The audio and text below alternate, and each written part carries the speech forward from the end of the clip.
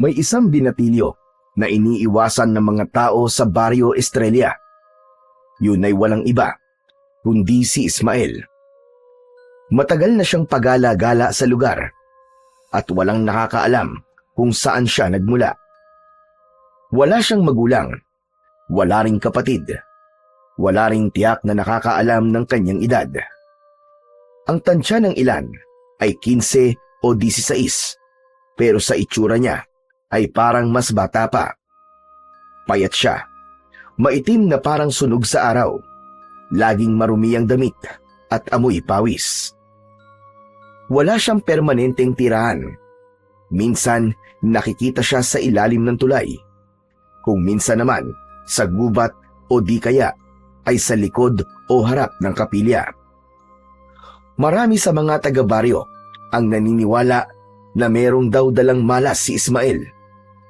Sa tuwing may nangyayaring masama, palaging siya ang sinisisi. Tulad na lamang nung namatay ang mga alagang isda ni Caminandro. Nangyari ito sa araw na napadaan si Ismael sa isdaan. Isa pa ay ang batang nasagasaan. Sabi ng ilang nakakita, dumaan daw ang bata sa tapat ni Ismael bago mangyari ang aksidente. Noon, tahimik lang siyang nakaupo sa gilid ng kalsada at namamalimos. Walang pakialam ang binatilyo sa anumang sinasabi nila tungkol sa kanya. Sanay na siya. Bawat linggo, may bagong tsismis tungkol sa kanya na may kinalaman sa mga kamalasan. Kapag naglalakad siya at napapadaan sa kalsada, napapansin niyang humihinto ang usapan ng mga tao. Yung iba naman, bigla na lang tatalikod. Yung mga bata, pinipigilan ng mga magulang na lumapit sa kanya. Pero kahit na ganun ang trato sa kanya ng mga taga-baryo, kailanman ay hindi siya nakipagtalo o nagtanim ng sama ng loob. Tahimik lang siya. Wala rin siyang lakas ng loob para magsalita. Kahit gusto niyang ipagtanggol ang kanyang sarili, alam niyang wala ring makikinig sa kanya. Marami ang naiinis sa kanya. Madalas siyang ipetisyon ng mga tao na palayasin. Pero kahit ilang beses na siyang itinataboy, palagi siyang bumabalik. Isang gabi, dumating ang isang matandang lalaki. Magulo ang kanyang buhok. Mahaba na parang hindi nagsusuklay sa loob ng maraming taon. Puno ito ng alikabok at putik. Ang mukha nito ay balot ng dumi. Halatang walang ligo ang lalaki. Makapal din ang kanyang balbas. Ang suot niyang lumang t-shirt na kupas ay punit na sa bandang dibdib at may butas din sa tagiliran. Ang suot naman nitong short ay masyado ng maluwag, pero may sinturon ito na gawa sa pinilipit na tela. Nakasapatos ang isang paa niya. Sira na ang unahan. Kita na ang daliri sa paa. Ang kabilang paa naman ay nakatsinelas na may butas sa gitna. Ano ba yan? Ang baho naman! Reklamo ni Mang Tonyo, may-ari ng isang karinderya sa baryo, asawa ni Aling Celia. Kasalukuyan silang nagsasara ng kanilang tindahan ng oras na yon. Napalingon ang matandang lalaki dito. Dahan-dahan lang, parang hindi nagulat o nasaktan sa kanyang narinig. Bagkus ay nakangiti pa ito. Napatakip ng ilong ang mga taong nakatambay sa harap ng karinderya.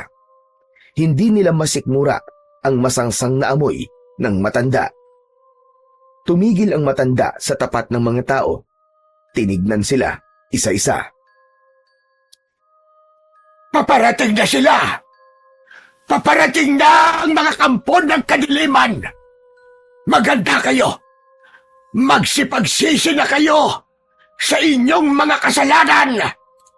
Walang Diyo! Pambihira talaga tong baryo natin. Sukin-suki tayo sa mga palaboy at baliwa. Tonyo, ano ba? Tama na nga yan. Isarado mo na to't nang makauwi na tayo. Bakit mo ba ako pinapatigil? Hindi mo ba naririnig yung sinasabi ng matandang yan? Ay nako, ewan ko ba sa'yo? Alam mo nang ang baliw yung tao, papatulan mo pa. Hayaan mo na. Ay, hindi pwede. Mamaya dito pa tumambayan eh. Tulad doon sa pulubi na tinutulungan mo. Kaya minamalas ang negosyo natin eh. Pambihira ka naman, oo? Ang dami-dami mo na namang sinasabi. Aba, totoo naman yun ah. Ewan ko ba kung bakit masyado kang maawain at palaging kinakampihan ng mga ganyan. Wala namang pakinabang ang mga yan eh. Hoy, ano ka ba? Tumigil-tigil ka nga, Tonyo. Huwag kang ganyan magsalita sa kapwa mo. Halika na nga rito. Hayaan mo na lang siyang magsalita ng kung ano-ano. Wala namang sinasaktan o inaapakan eh. Mas masahol pa nga dyan yung mga chismosa na laging nakaupo sa harap ng tindahan natin. Wala nang ginawa kundi manira ng tao.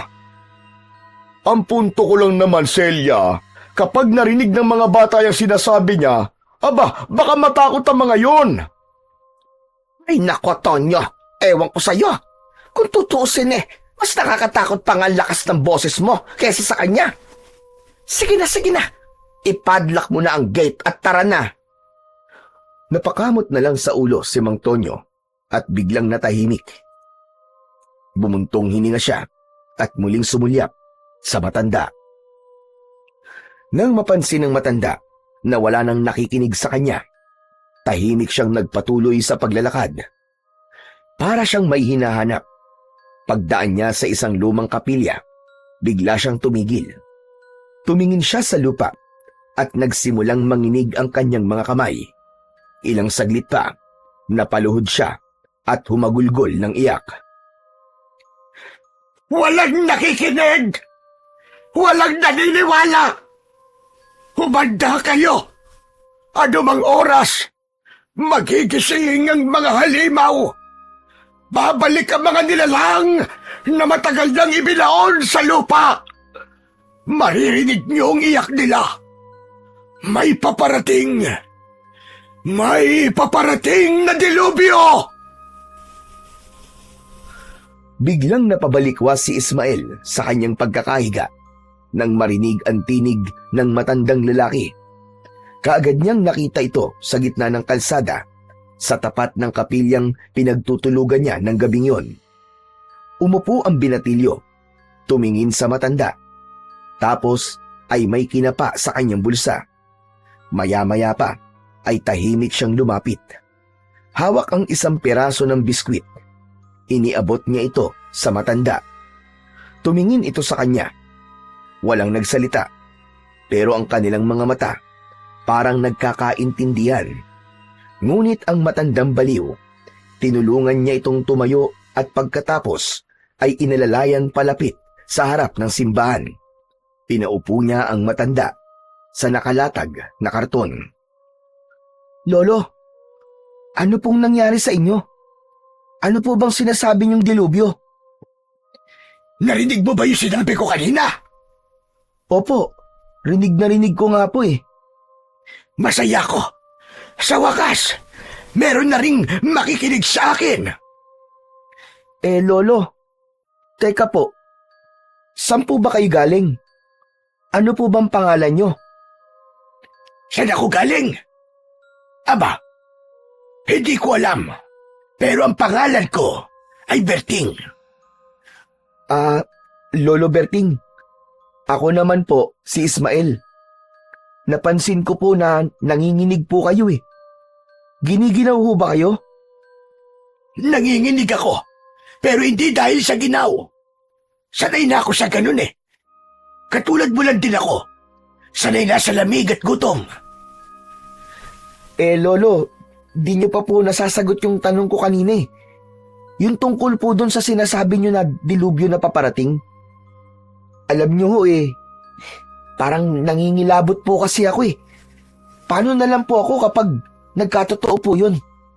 Malamang sa malamang po sa baryo na to, ako ang unang mabibiktima. Kaya sabihin niyo po sa akin kung ano pong mangyayari para po makapaganda ako. Saglit na natahimik si Lolo Berting. Tumingala siya sa langit. Tahimik na pinagmasdan ang gumagalaw na ulap na unti-unting tinatakpan ang buwan. Makinig ka sa aking mabuti, Ismael. May isang nilalang ng dilim ang malapit ng magising. Isang halimaw na masahol pa sa isang bangungot Ha? Anong klaseng nilalang po, Lolo? Tao ba siya na isinumpa o hayop na tinuruang maging masama? Hindi. Hindi siya isang tao. At mas malala pa siya sa isang hayop. Isa siyang halimaw na kayang mag-anyong tao pero wala siyang kaluluwa. Isa siyang kampon ng kadiliman. Kampon ng kadiliman? Ibig niyo po bang sabihin? Parang aswang po ba? Tama ka. Pero mas makapangyarihan pa siya sa mga karaniwang aswang. Nakakatakot ang dala niyang delubyo. Yung baryo namin dati, inubos niya. Pinatay niya ang lahat ng tao. Kabilang na doon at buong pamilya ko. Walang awa siyang aswang. At ang kanyang mga sundalo. Aba, talagang may sundalo pa ang mga aswang ah.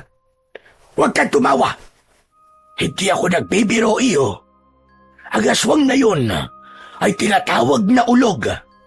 Isang matandang aswang na itinuturing na ina ng mga tiyanak. Ano po? Ina ng mga tiyanak? Tama ka. Ang ulog ay hindi lang basta isang halimaw. Isa siyang matandang babae na may alam na sinaunang orasyon. Isang dasal na galing pa sa lahi ng mga unang manggagaway. Sa pamamagitan ng orasyon na yon, kaya niyang pabangunin ang mga sanggol na hindi na ipanganak. Yung mga pinatay sa sinapupunan, yung mga isinakripisyo at mga naging biktima ng aborsyon na walang pangalan, walang libing, walang dasal. Yung mga pinabayaan. Grabe! Malakas pala at makapangyarihan ng isang ulog. Pambira, kung talagang kaya niyang bumuhay ng mga tiyanak, abay nakakatakot nga naman talaga. Lalo na dito sa baryo, marami siyang mabubuhay na sundalo dito. Ano? Talaga? Paano mong nasabi? Isa po akong palaboy dito. Kung saan-saan po ako napapadpad dito sa baryo. Marami na po akong nasaksihan dito na kung tutusin, hindi ko na po sana dapat nakita. Ano naman ang mga yon? May isang bakanting lote po dun. Dun po sa may tabing ilog. Ginagawa pong tapunan ng mga ganon. Madalas nga po, itinatambak lang po na parang basura eh. Hindi pwede. Hindi pwede. Kung ganun, ay mas manganganib ang baryo na ito.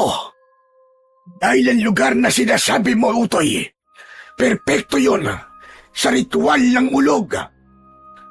Kung ganun, paano po natin mapipigilan ng aswang na yun sa masamang plano niya? Kailangan nating hanapin ang ngipin ng dragon. Ano po? Ngipin ng dragon? Lolo, totoo po ba yun? Akala ko po katang-isip lang po mga dragon. Hindi lahat ng alamat ay katang-isip, Ismael. Totoo ang mga dragon. Sa mga sinaunang kwento, ang dragon ay isang espiritu na may mahalagang tungkulin sa mundo ng mga patay. Ano pong ibig yung sabihin? Malalaman mo din sa takdang panahon.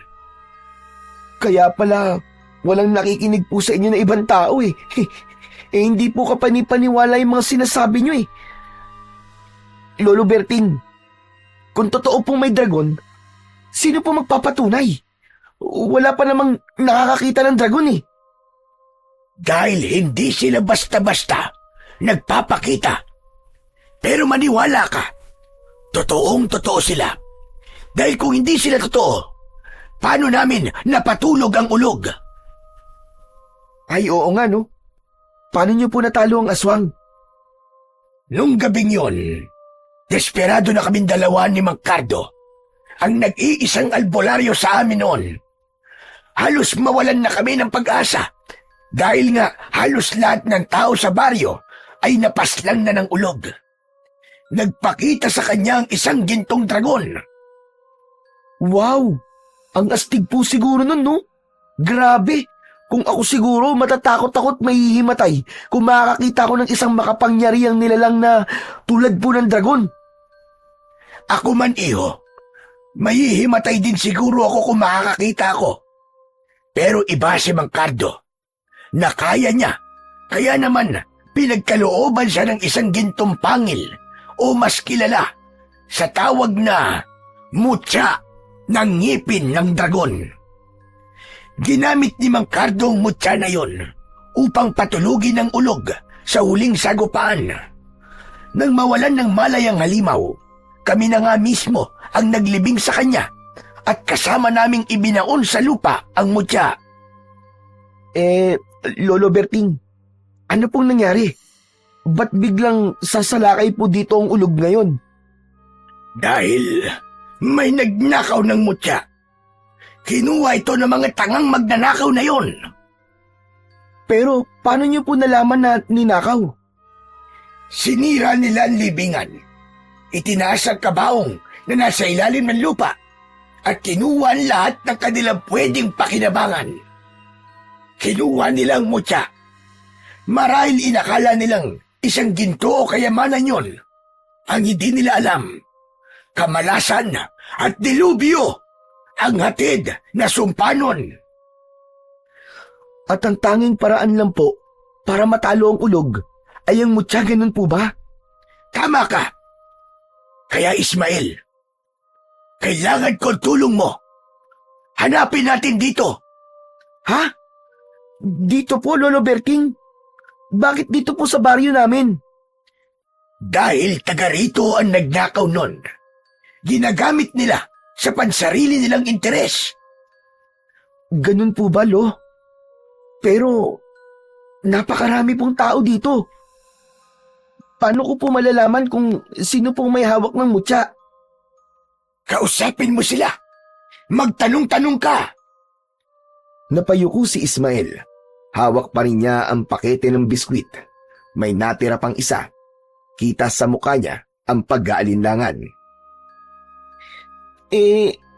Lolo, hindi ko alam kung may makikinig po sa akin dito eh. Kasi dito po sa lugar namin, hindi po nila ako pinapansin. Saka, wala po akong halaga sa kanila dito. Hindi mo kailangan ng pansin nila. Kailangan mo lang ng lakas ng loob at pananampalataya. Dahil kahit ang pinakamahinang tinig ay kayang umalingaw-ngaw kung ito ay totoo. Tumango si Ismael. Kinagat niya ang huling piraso ng biskwit. Ramdam ko, Ismael. Hindi ka naniniwala sa akin. Ramdam na ramdam ko yon. Kaya bukas, sasamahan kita. Ipapakita ko sa iyo ang mismong libingan ng ulog. Hindi na sumagot ang binatilyo. Nakita niyang nahiga na ang matanda at sa isang iglap lang, nakatulog na kagad ito. Madilim-dilim pa nang magsimula ang lakad nina Ismael at Lolo Berting. May mga hamog pa sa paligid at sobrang lamig. Ang mga bahay na nadadaanan nila ay halos sarado pa. Maya-maya nang makalampas sila sa baryo, mga 2 kilometro ang layo, pumasok sila sa loob ng kakahuyan. May makipot na daan papunta sa isang bahagi ng gubat na hindi na madalas puntahan ng mga tao. Tahimik sa lugar na yon at walang maririnig, kundi huni ng mga ibon at mga tunog ng sanga na kanilang naaapakan. Lolo Berting, sigurado ba talaga kayong ito yung dinadaanan natin? Ang kipot tsaka masukal po eh. Mamaya po may ahas dito. Baka mamaya matuklaw pa tayo. Huwag kang mag-alala. Kabisado ko ang lugar na ito. Ilang beses na rin ako nakarating dito. Basta't sumunod ka lang sa akin at huwag kang lalayo sa likod ko. Patuloy silang naglakad sa makipot na daan at pagkalipas ng halos 30 minuto ng paglalakad, huminto ang matanda sa harap ng isang kumpol ng matatandang puno. Isa dito ang may kakaibang itsura. May malaking hukay sa paanan nito Napalunok si Ismael nang makita ito. Nandito na tayo. Dito nakalibing ang ulog. Yumuko si Lolo Berting at marahang tinanggal ang ilang tuyong dahon sa ibabaw ng lupa. Lumitaw ang isang lumang takip ng kabaong. Wasak ang gilid nito. May mga bitak na rin ang ataol. Halatang pinwersang buksan.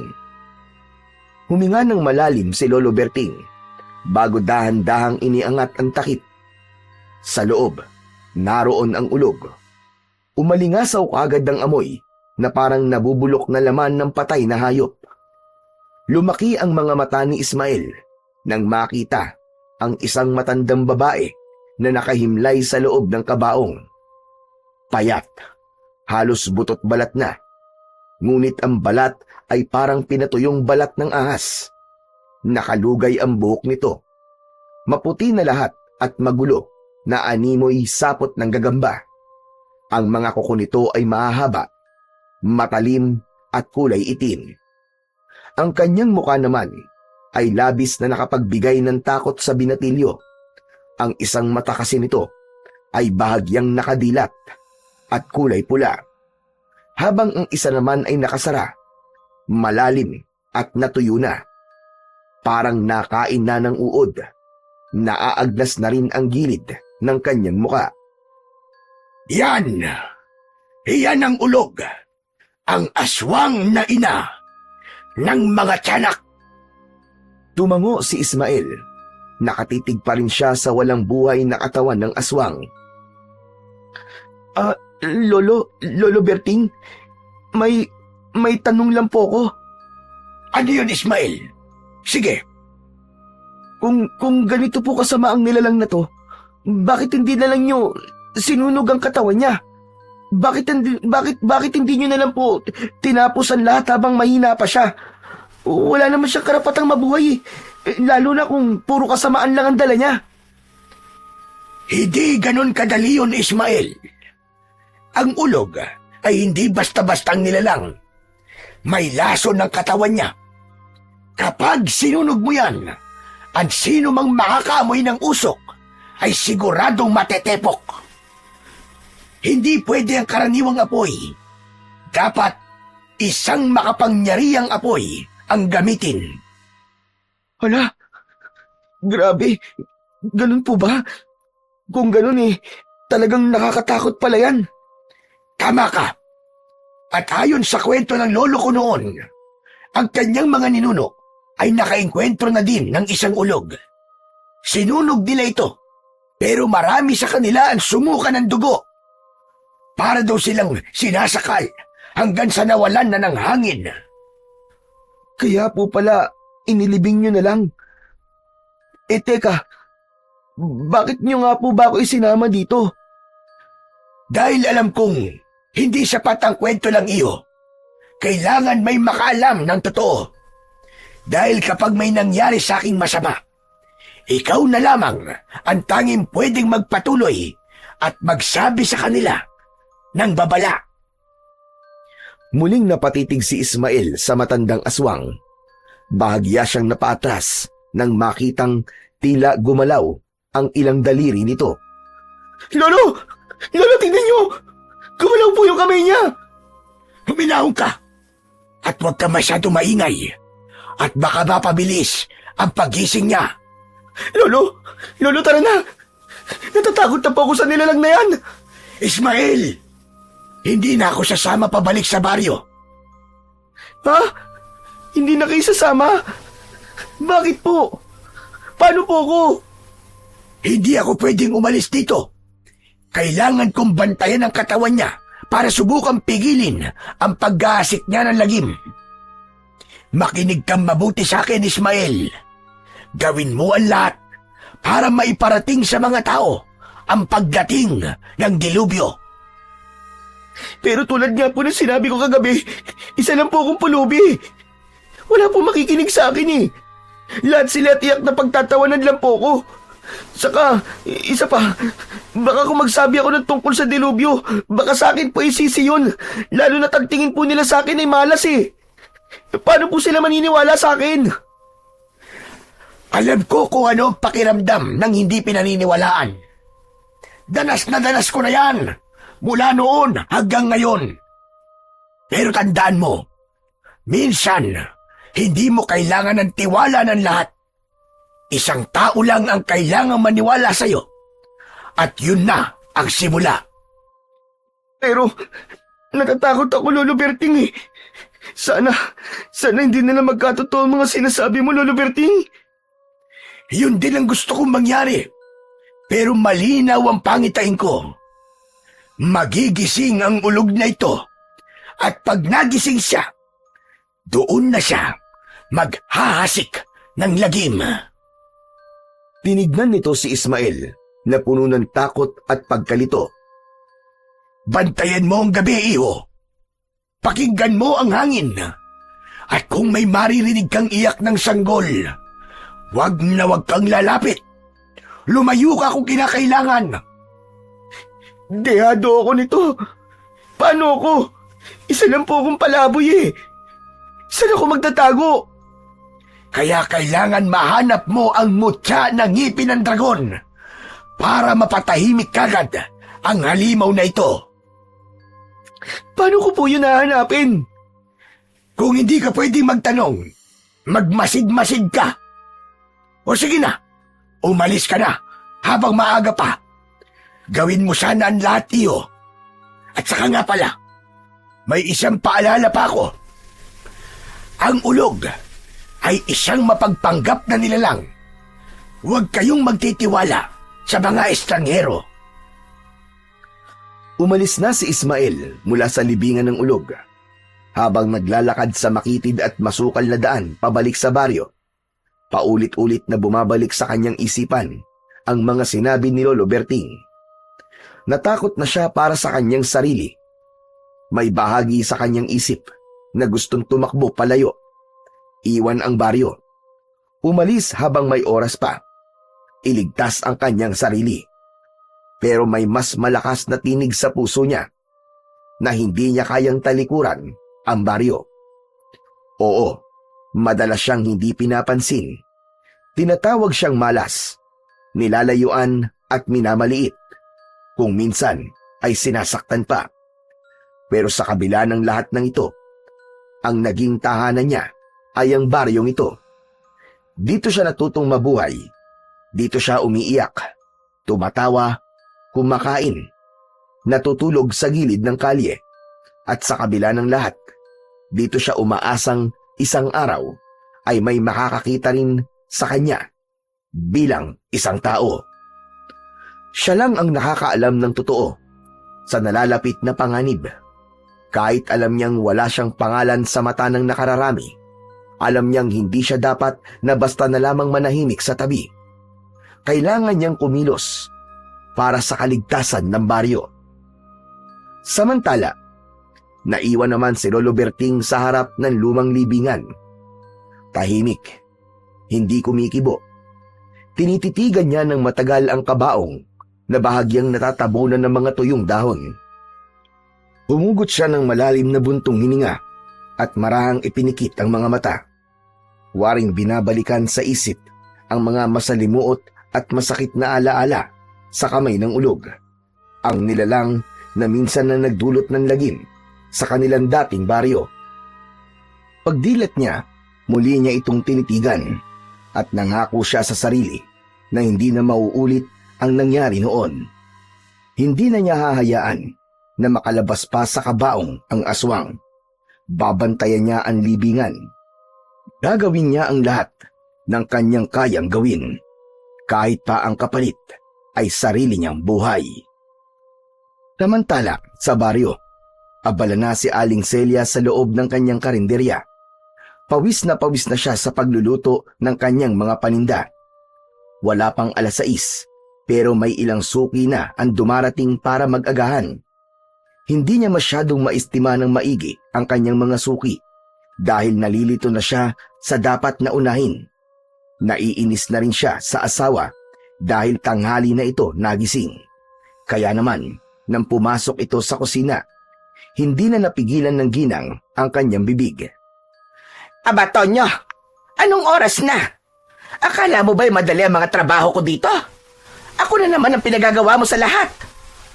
Ay nako, ang aga-aga nagsimula ka na naman. Sino ba kasing may gusto nito ha? Di ba ikaw naman? Ilang beses ko na rin sinabi sa'yo na magdagdag ka ng mga tauhan para di ka nahihirapan dito. Pero ayaw mo Tapos ngayon nagdadrama ka dyan. Ano ka mo? Ako pa ngayon ang nagdadrama. Samantalang kaya lang naman ako hindi kumuha ng kasama dito sa karinderya kasi kailangan natin magtipid. Aba, kaya pa naman natin dalawa to kung tutulungan mo lang sana ako. At tigas-tigas na mukha mong hayaan ako dito tapos ikaw puro lakwatsa at sugal lang ang inaatupag. Ay nako, ilang beses ko ba sasabihin sa'yo na wala na akong oras para tumulong dito? Saka teka lang kung wala ako, abay malamang wala ring swerte itong karinderya mo. Sikat ako, kaya dito nagpupunta mga suki mo. Pinagmamalaki mo pa sikat ka. Sikat ka nga, pero sa sabungan, sa inuman at sa utangan. Aba, anong silbi na swerte mo sa negosyo kung hinahaluan mo naman ng bisyo? Napailing si Mang Tonyo. Umupo siya sa bangko at nagbuhos ng kape sa tasa. Alam mo, dapat nga magpasalamat ka pa sa akin Dahil kung hindi sa karisma ko, hindi dudumugin tong karinderya mo. May natural akong hatak sa tao, baka hindi mo nalalaman. Napakayabang mo. Kuhang-kuha mo ang inis ka. Umalis ka na nga ditong hayop ka. Oo, chillax ka lang. Ikaw talaga, Celia, oo. Sige na, mamaya ay hihahanap kita ng bago mo makakasama dito. Bakit? May pampasweldo ka ba ha? Siyempre, ako pa ba? Wala ka kasing bilib sa akin Relax ka lang kasi. Konting tiis na lang, yayaman din tayo. Malapit na talaga. Yayaman. Galing sa sugal. Tonyo naman. Ilang beses ka lang natatalo. Tapos nababaon ka pa sa utang. Sino ba nagbabayad ng mga utang mo? Ako, hindi ba? Tapos hindi mo naman binabayaran kapag nananalo ka. Huwag ka nang mag-alala, Celia. Naumpisahan na ang swerte. Pati nga tong karinderya, di ba siniswerte na? Di mo ba ramdam? Huwag mo na akong kinokontra kapag nagsusugal ako para huwag ako malasin. Kaka alam mo ba, na isahang tama ko lang. Itong karinderya mo, magiging restaurant to, maniwala ka. Sos! Ayan na naman. Paandara mo na naman ako ng mga walang silbing pangako mo na yan. Itong karinderya ko, dumadami ang suki ko kasi masarap ang mga luto ko. At mas lalong uunlad to kung sana'y tumutulong ka. Yun lang yun. Ay nako, alam mo, kahit na anong gawin ko, mali pa rin ako sa paningin mo Kung ayaw mo maniwala sa swerte ko, di wag. Basta ko, alam kong darating din yung panahon natin. At kapag dumating yun, tignan natin kung sinong unang ngingiti. Hindi na pinansin ni Aling Celia ang asawa at nagpatuloy na ito sa kanyang ginagawa. Matapos maubos ang kape, tumayo na ang lalaki. Lumabas siya sa karinderya at agad na nakipagkwentuhan sa mga kapwa niya sa bungero sa may kanto. Naiwan si Aling Celia sa loob ng karinderya. Tahimik lang siyang nag-aasikaso ng kanyang mga customer. Nagliligpit siya ng mga pinagkainan, nagbabalot ng take-out, nagluluto at naghuhugas ng pinggan. Hay nako! Ano ba naman buhay ito?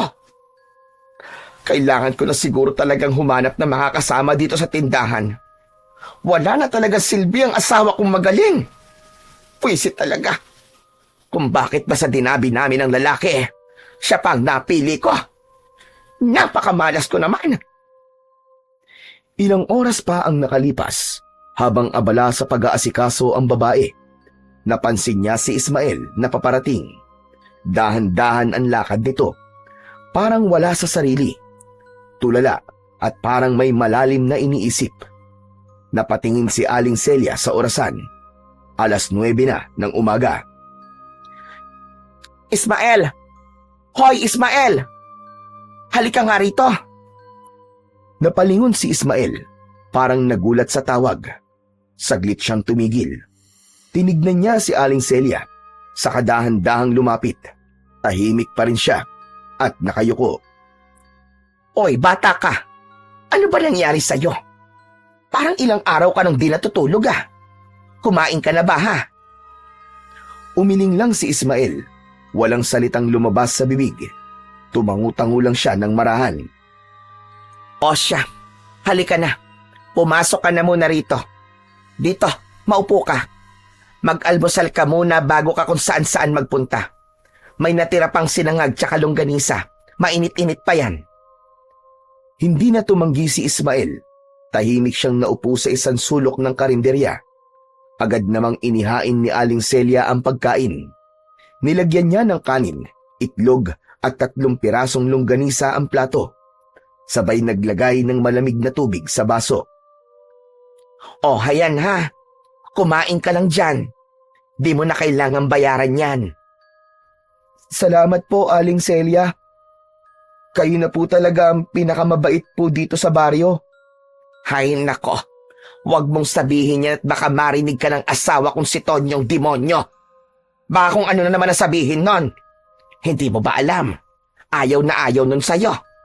Ay nako. Ewan ko ba doon kung bakit? Kaya nga po, napapansin ko rin po eh. Hindi po ako makalapit kapag nariyan po siya. Pabayaan mo na. Wala namang alam yun kundi sugal, sabong at inom. Minsan nga iniisip ko mas mabuti pang wala na lang akong asawa eh. Perwisyo sa buhay ang asawa kong yon at walang silbi. Napangiti ng konti si Ismael sa sinabi ng ginang. Tahimik na nagsimulang kumain ang binatilyo. Gutom na gutom ito. Doon lang niya naisip na ilang araw na din siyang hindi nakakakain ng matino. Tulad ng nakarang araw, na tanging ilang piraso lang ng biskwit ang kanyang ginawang panghapunan. Napansin naman ni Aling Celia na nanginginig ang kamay niya habang isinusubo ang pagkain. Nako, ganyan ka ba talaga kagutom? Kawawa ka naman. Di bale, may tinapay pa ako dyan. Itago mo para may pangmeryenda ka mamaya ha. Tapos mamayang gabi, dumaan ka dito. Bibigyan kita ulit ng pagkain. Talaga po? Ayos lang po ba sa inyo yun, Aling Celia? Hindi po ba nakakahiya? Kasi nababawasan ko po ang pagkain at kita nyo. Aba, hindi Huwag mong iniisip yan. Mas gusto ko nga yung may nakikinabang sa ginagawa ko kaysa naman dun sa isa na kahit maghugas ng pinggan ay hindi magawa. Puro pasarap pa. Buwisit talaga. Napatingin silang dalawa sa labas. Sa hindi kalayuan ay nakita nila ang lalaki na patuloy na nakikipagkwentuhan sa mga sabungero. May hawak na itong bote ng beer kahit umaga pa lang. Oh, nakita mo na. Di ba ang galing? Ang sarap ng buhay. Samantalang ako dito, nagkakandakuba na sa pagtatrabaho. Aling Celia, meron po ba akong maitutulong sa inyo? Nako, ayos lang. Pero alam mo, kung gusto mo, minsan bumalik-balik ka dito. Pag wala yung asawa ko, tulungan mo ko maghugas ng pinggan. Libre pagkain at bibigyan pa kita ng sahod. Talaga po? Sige po, Aling Celia. Tsaka kahit wala pong sahod, okay na po sa akin. Kahit libreng pagkain lang po, masayang-masaya na po ako nun. Kahit po ngayon, tutulungan ko na po kayo sa mga trabaho po dito. Talaga? O sige, kung yan ang gusto mo. O siya, ituloy mo muna yung pagkain mo ha. Aasikasuhin ko lang yung mga bumibili. Ipinagpatuloy ni Ismael ang kanyang pagkain. Ngunit nang matapos siya, bigla naman niyang naalala ang kanyang nakita sa gubat at ang dilubyo na maaaring mangyari sa kanilang baryo. Nalungkot ang binatilyo dahil sa kabutihan ni Aling Celia sa kanya. Hindi na lang sarili niya ang gusto niyang mailigtas. Kailangan na talagang mahanap ang mutya. Ayoko masaktan si Aling Celia. Tahimik niyang inilagay sa gilid ng mesa ang pinagkainan niya. Tumingin siya sa paligid ng karinderya, sa mga upuan, sa kortinang medyo naninilaw na dahil sa tagal ng nakasabit sa lumang larawan ni Aling Celia at ng asawa nitong nakasabit sa dingding. Bigla siyang natulala.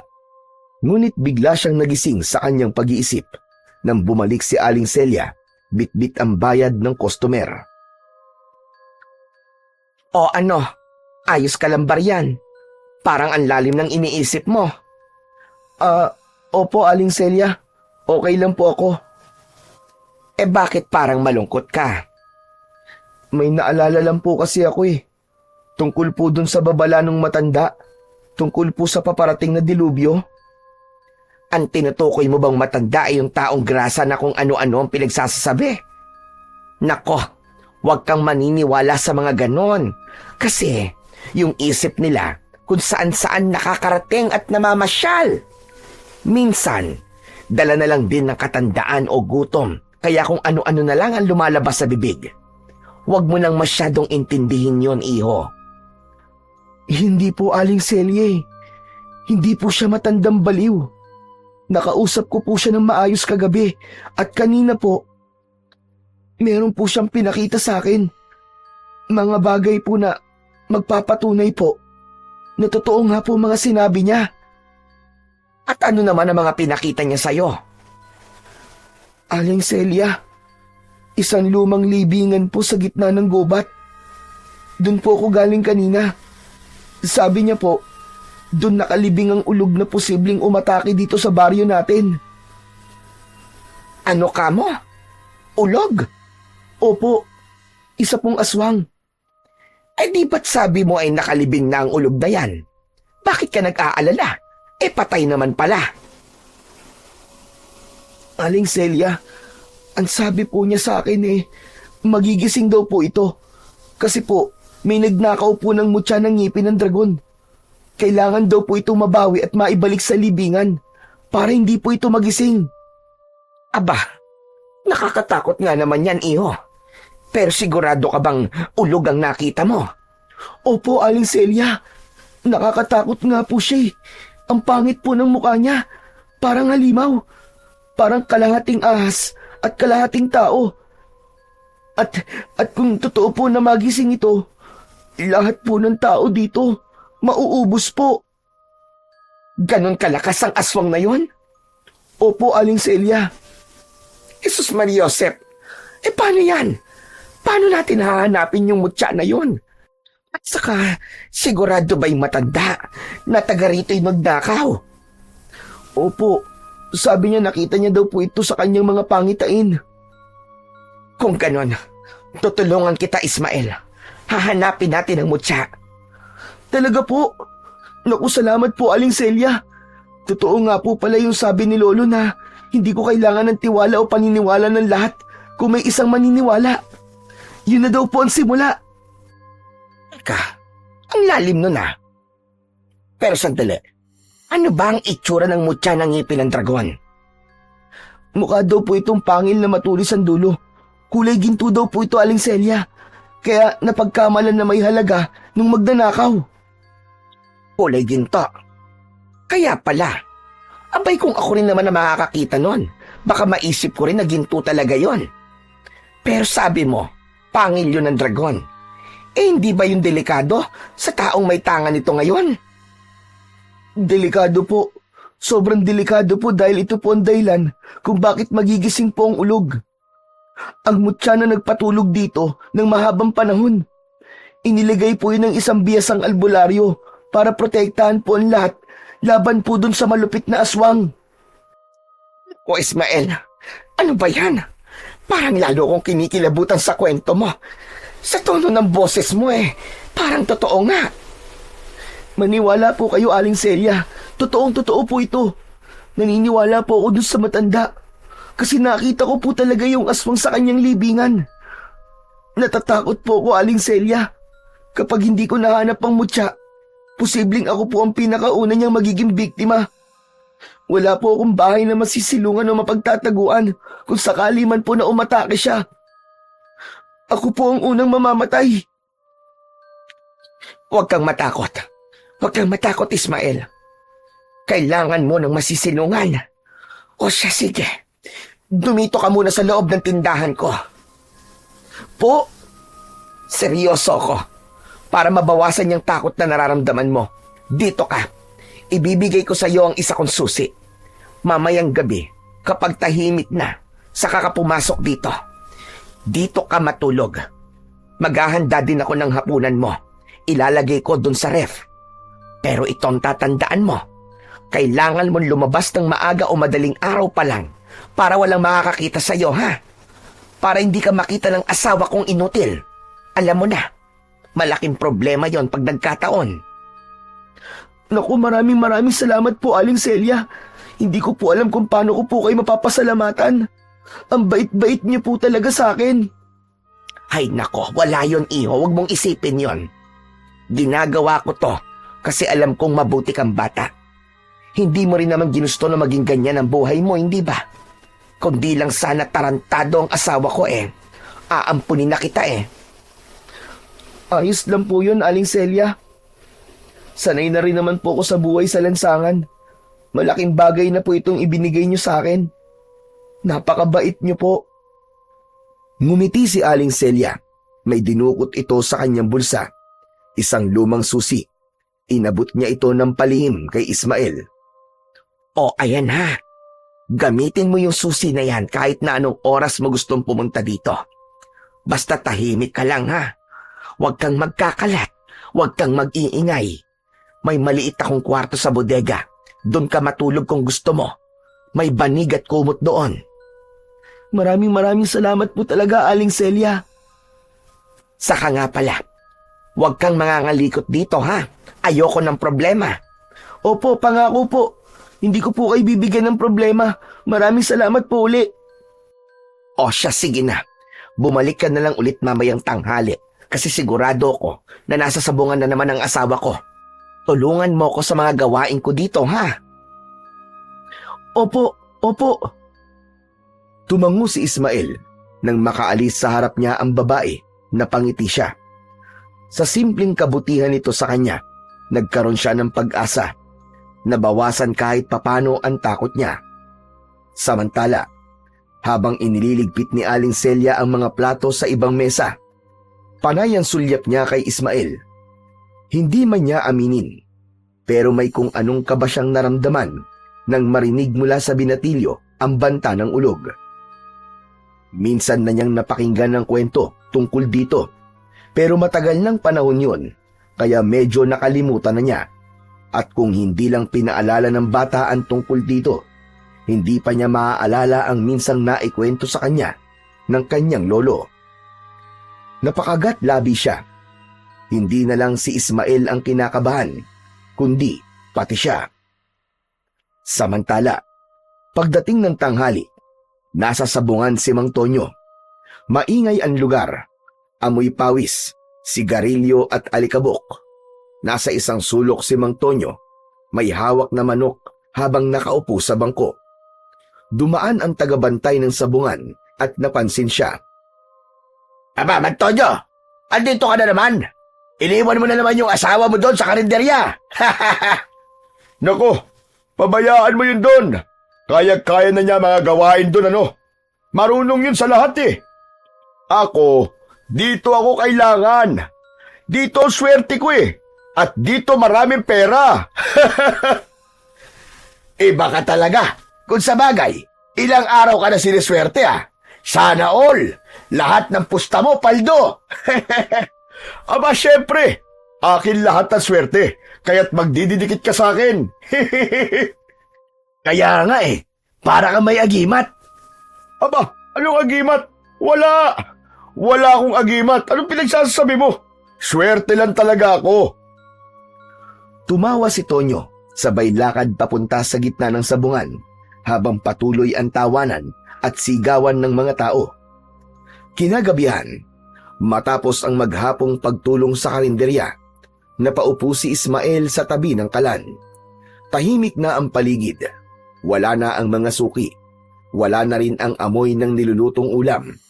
Tapos na rin siya sa maghapong hugasin. Lumapit sa kanya si Aling Celia na may hawak na plastik ng mga panindang natira. Ismael, mauuna na ako ha. Uuwi na muna ako sa bahay. Pakicheck na lang itong pinto sa likod ha. Yung mga kaldero, bukas na lang linisin. Magpahinga ka na rin. Alam kong pagod ka na, iho. Opo, ako na pong bahala. Ngumiti lang si Aling Celia, pero may bakas ng pagod at pag-aalala sa kanyang muka. Lumingon pa ito sa paligid bago tuluyang lumabas at isinara ang pintuan. Pagkaalis ng babae, tumayo si Ismael at isinara ang mga bintana. Tahimik na niyang pinatay ang ilaw sa loob, maliban sa isang maliit na bombilyang nakasabit sa may kusina. Huminga siya ng malalim at nagtungo sa bodega. Nakita niyang may pang-isahang higaan doon sa gitna ng mga lumang sako at kahon ng mga delata. Nahiga na ang binatilyo at sinubukang matulog. Ngunit ilang minuto pa lang ang lumilipas, may narinig siyang kaluskos. Maingat, dahan-dahan. Parang may naglalakad sa labas ng karinderya. Naisip kagad ng binatilyo na baka magnanakaw. Narinig niyang may nagbukas ng pinto hanggang sa may narinig siyang boses. Dito na lang tayo. Wala naman tao dito eh. Tayo lang. Nanlaki ang mata ni Ismael. Agad siyang gumapang sa likod ng mga sako at nagtago sa dilim. Mula sa siwang ng pinto ng bodega, nasilip niya si Mang Tonyo, kasama ang isang babae. Medyo bata pa ito, naka-miniskirt at may makapal na kolorete sa muka. Nagtanong ang babae kung talaga bang walang makakaistorbo sa kanila. Wala na. Umuwi na yung matanda kong asawa eh. Halika na. Pumasok sila sa loob ng bodega, sa mismong lugar kung saan kanina lamang ay nakahiga si Ismael. Napansin ng lalaki ang ayos ng katre. Napakunot ang noo nito at sandaling nag-isip. Naglakad-lakad si Tonyo, parang sinusuri ang paligid. Napahigpit ang hawak ni Ismael sa lumang sako habang nakayuko sa likod ng mga kahon. Bumundol ang labis na kaba sa dibdib ng binatilyo. Akala niya ay mahuhuli na siya. Mabuti na lang at nagmadali ang babae at sinabing tapusin na nila ang kailangan nilang gawin dahil gusto na rin itong umuwi. Agad na inalis ng lalaki ang itim na jacket at ibinaba ito sa sahig. Hinila niya ang babae palapit sa kanya. Hindi na sila nag-aksaya ng oras. Si Ismael, sa kanyang pinagtataguan, ay napatakip na lamang ng bibig gamit ang dalawang kamay. Hindi na siya halos humihinga. Ang kanyang mga mata ay nanlaki at ang kanyang pisngi ay nag-init sa nakikitang nagaganap. Dahan-dahang hinagkan ni Mang Tonyo ang leeg ng babae habang abala sa pagbukas ng kanyang sinturon. Ang swerte ko talaga ngayong gabi. Iiwas sana ni Ismael ang kanyang paningin, pero biglang napako ang kanyang mga mata sa leeg ng lalaki. Nakita niya ang suot nitong kwintas na may palawit na gintong pangil. Tumulo ang luha sa mga mata ni Ismael. Hindi lang lihim na pagtataksil ang kanyang nasaksihan, kundi dahil din sa isang mas mabigat na katotohanan. Nalaman niyang ang mismong asawa ni Aling Celia ang siyang sinasabing magnanakaw ng mutya. Siya ang kumuha ng bagay na hindi dapat galawin. At ngayon, alam ni Ismael na ito ang magiging dahilan kung bakit muling magigising ang halimaw na matagal nang natutulog. Maya-maya, unti-unting bumagal ang kilos ng dalawa. Parang hinahabol ang hininga hanggang sa tuluyang humiga si Tonyo habang pinupunasan ng noo. Tumayo ang babae, isinuot nito muli ang kanyang damit at kinuha ang perang iniabot ng lalaki. Ayos. O paano?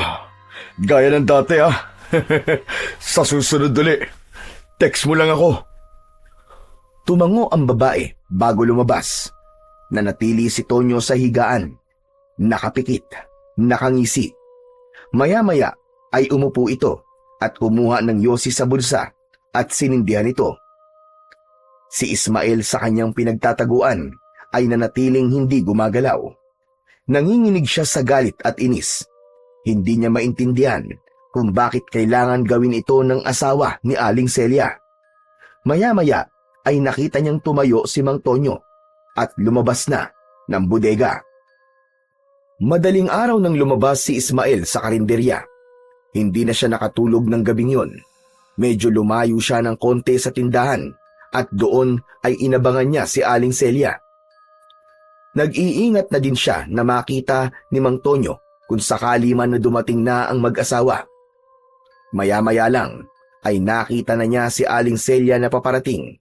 May mga bitbit na itong isang basket ng mga pinamili sa bayan. Agad niyang sinalubong ang babae at tinulungan. Nang mailapag na nila ang mga ito sa loob, kaagad na nagbukas ng usapan si Ismael. Aling Celia, pwede ko po ba kayong makausap? May kailangan po akong sabihin tungkol po kay Mang Tonyo. Bakit? Anong meron, Ismael? Kagabi po, nakita ko po siya eh.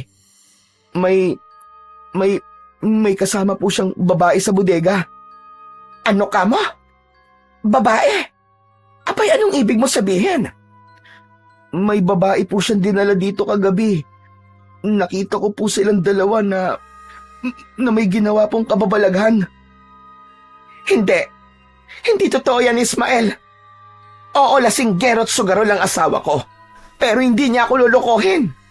Tigilan mo yung ginagawa mo, ha? Huwag mong sisiraan ang asawa ko. Hindi ko po siya sinisiraan, Aling Celia. Nakita ko pa nga po na binigyan niya po ng pera yung babae. Aling Celia, mukhang matagal na po nilang ginagawa yun sa inyo. Kasi parang wala lang po sa kanya ang lahat eh. Parang sanay na po. Tama na. Tama na, Ismael. Tama na. Wala kang karapatan na sabihin yan sa akin. Pero, tinulungan kita kasi naaawa ko sa'yo. Tapos ganito ang igaganti mo. Sisiraan mo ang asawa ko sa akin. Sisirain mo ang pamilya ko. hindi ko po intensyon yun. Sinasabi ko lang po ang totoo. Ayoko po kayo masaktan. At sa palagay mo, hindi ako nasasaktan sa mga sinasabi mo ngayon? Masakit to, Ismael. Hindi mo alam kung anong pinagdadaanan ko araw-araw. Pinanghahawakan ko na lang ang konting respeto na meron pa sa amin ni Tonyo. Tapos ngayon, sasabihin mong may babae siya. Aling Celia, nakita ko po talaga. Kitang-kita po ng dalawang mga mata ko. Hindi po ako nag-iimbento lang. Nakita ko po sila. Tama na. Tigilan mo na yan.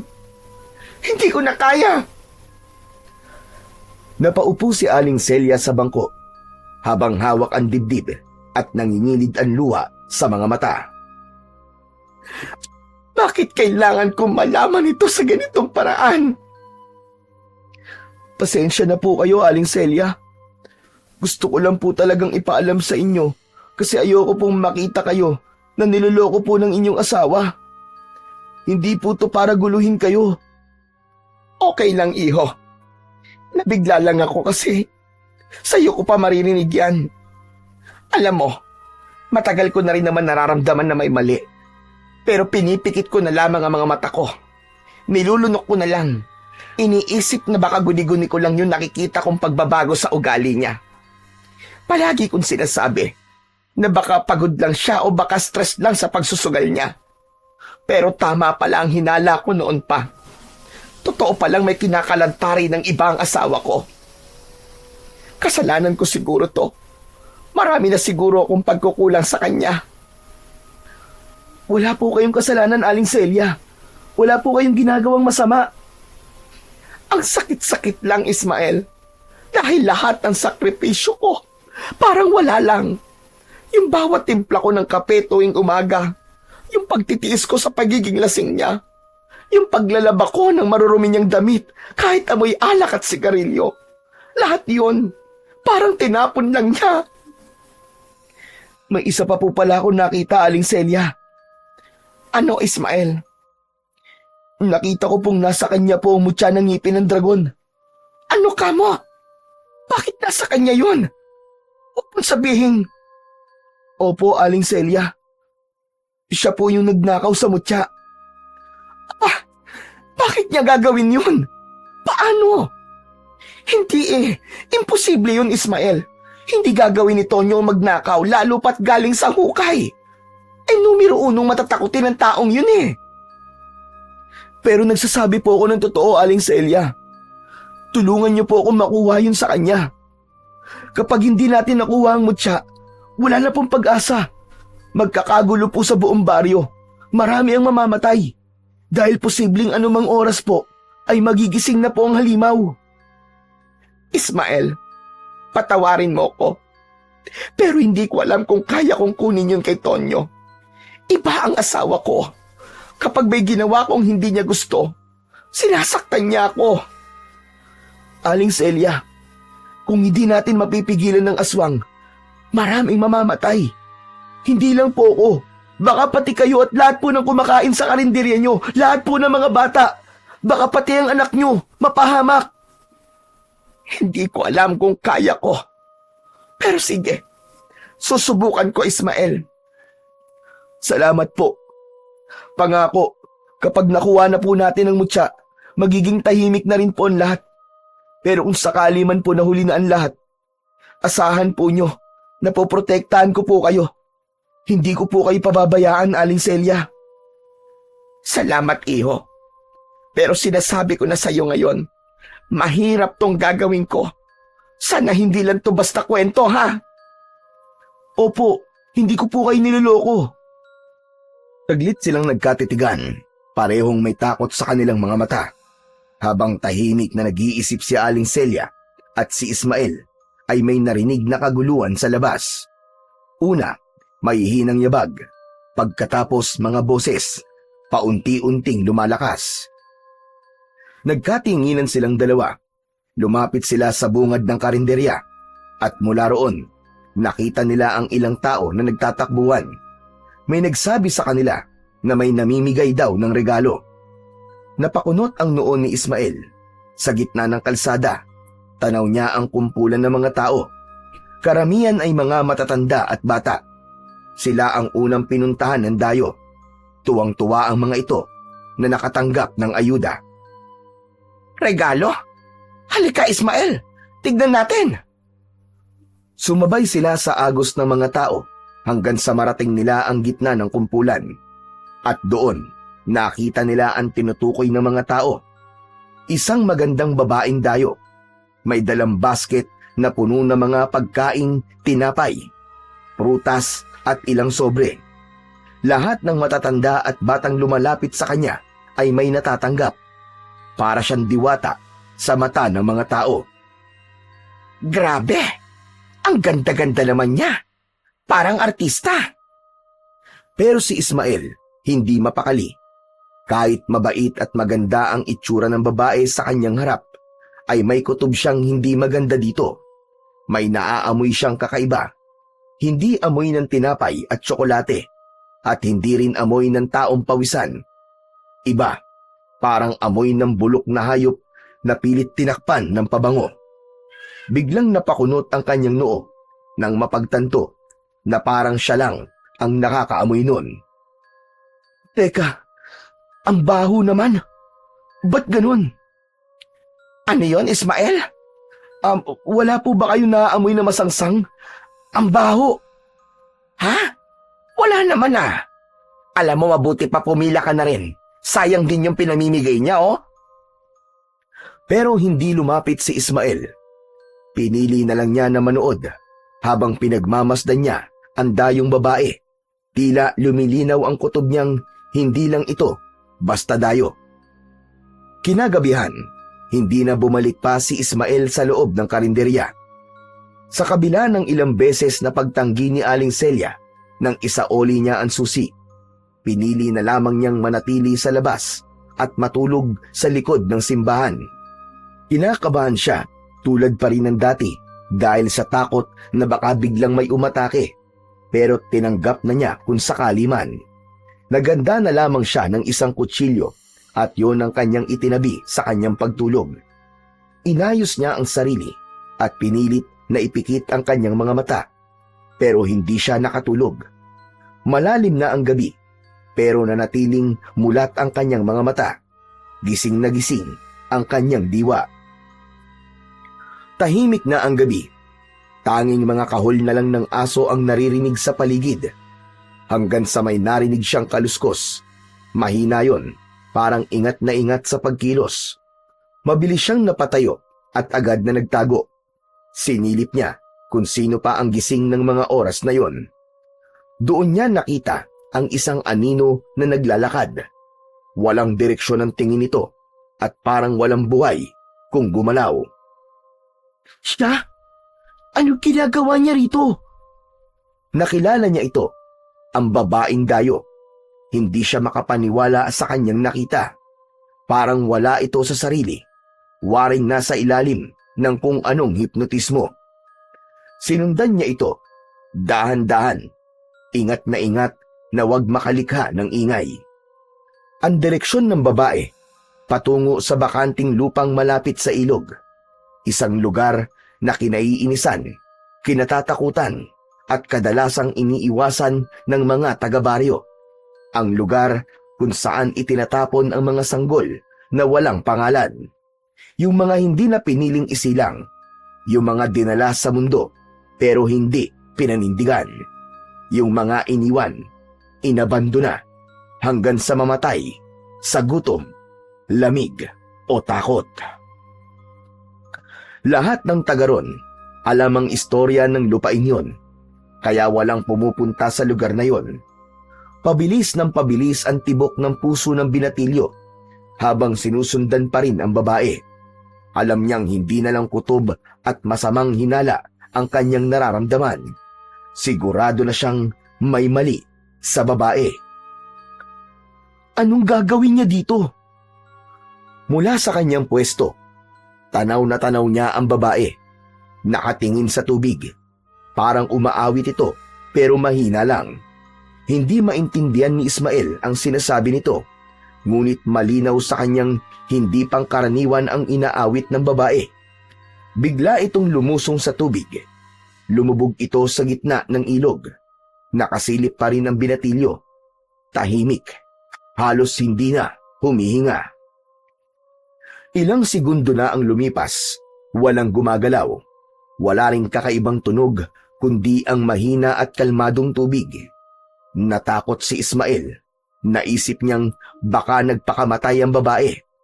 Lumapit siya sa may ilog at pilit na tinatanaw ang lugar kung saan ito lumubog. Isang minuto pa ay nagpasya na siyang tatalon na rin sana sa tubig. Ngunit biglang may umahon, pero hindi na ito ang parehong babae. Napaatras ang binatilyo. Nanlaki ang kanyang mga mata sa kanyang nakita. Napakagat sa kamay para hindi makalika ng sigaw. Nagulat siya at natakot sa kanyang nakitang nilalang. Ang kalahating katawan nito mula sa bewang paakyat ay naging kulubot na ang balat at may mga kaliskis. Ang ibabang kalahati naman ay hindi na tao. Isang dambuhalang buntot ng ahas ang pumalit sa kanyang mga paa. Makapal, madulas at kumikislot sa tubig. Nakatalikod ito sa kanya. Nanginig ang mga tuhod ni Ismael pero pinilit niyang humakbang palayo sa nilalang. Muli siyang nakapagtago sa likod ng isang puno. Ang babae sa kanyang paningin ay tila isang nilalang na mula sa alamat. Kalahating babae, kalahating ahas. Sigurado na siya, ito na nga ang ulog na ipinakita sa kanya ni Lolo Berto na dating nakalibing sa gubat. Hindi maaari ito. Gising na siya. Gising na ang ulog. Napatitig si Ismael sa aswang na nasa kanyang harapan.